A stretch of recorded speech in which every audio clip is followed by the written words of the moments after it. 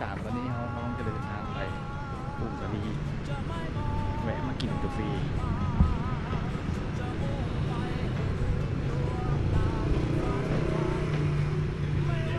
จะไกลสุดขอบฟ้าจะไม่มีใครมาหยุดหรือมีแรงมาฉุดเราตราบใดที่มาจากไหนเด้อสบายดีบุญอ้าวสบายดีเลย มาเป็นไงมื้อนี้มื้อนี้ว่าโอ้รู้สึกว่ามีแห้งกว่าเมื่อวานแต่ว่ายังบ่แล้ว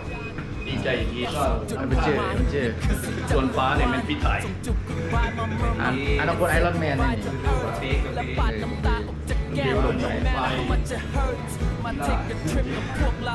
เดี๋ยวกี้อันนี้คนนักกีฬาโอ้เดี๋ยวไหนฉันไม่ได้มื้อนี้ไปไหนมื้อนี้ที่3เนี่ยกินปีตอนเช้าเด้อเอาของกินของไปสบายดีติ๊บสบายดีองค์คนรอมวนอยู่บ่มื้อนี้มวน เฮากำลังสิไปเสร็จมวนไลน์เรากำลังสิไปพุ่งสลีโอ้ตอนนี้เฮาอยู่อุดมไซต์อยู่ร้านกาแฟแล้วกำลังกินกาแฟแล้วก็จะออกเดินทางไปพุ่งสลีอ๋อจ้าอันนี้หัวหลายเดือนแล้วเขาก็มาหลายเดือนนี่2 เดือนดิจะทันดิเลยถ้ากินกาแฟออกเลยปุ๊บแล้วส่วนบุกเข้ามาโอ้เห็นร่องงามเนาะจัดเลย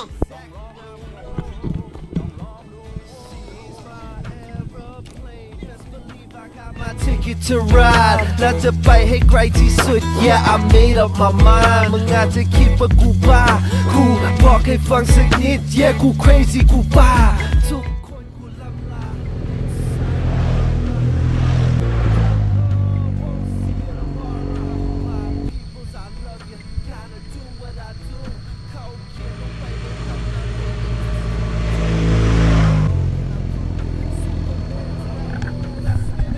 That I do it. Look at when I fuck going down one car with my shades on stunting. Gotta make something out of nothing, which I did and even.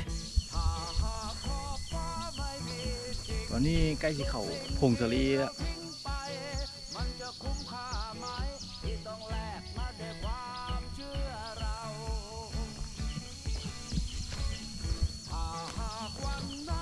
มึงบ่พักเอาเลยต้องจอดพัก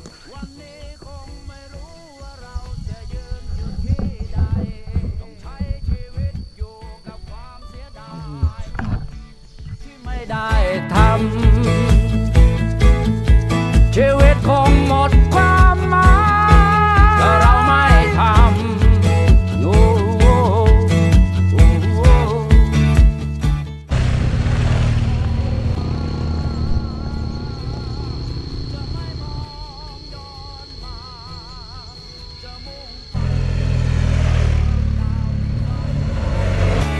ไม่ว่ามันจะไกล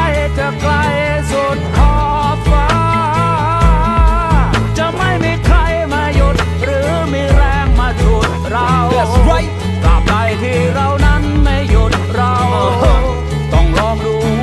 Thank God for this man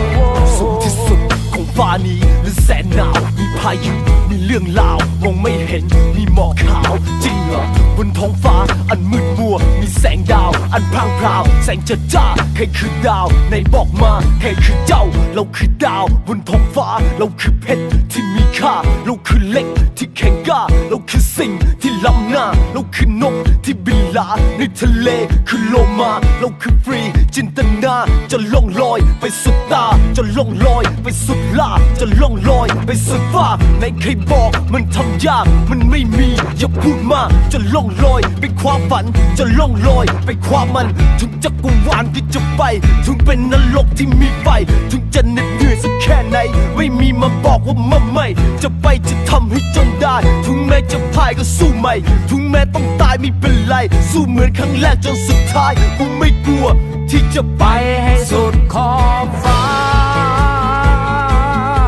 จะไม่มองย้อนมาจะมุ่งไปให้ถึงดวงดาวที่ฝันใฝ่ไม่ว่ามันจะไกลสุดขอบฟ้าจะไม่มีใครมา ดเรา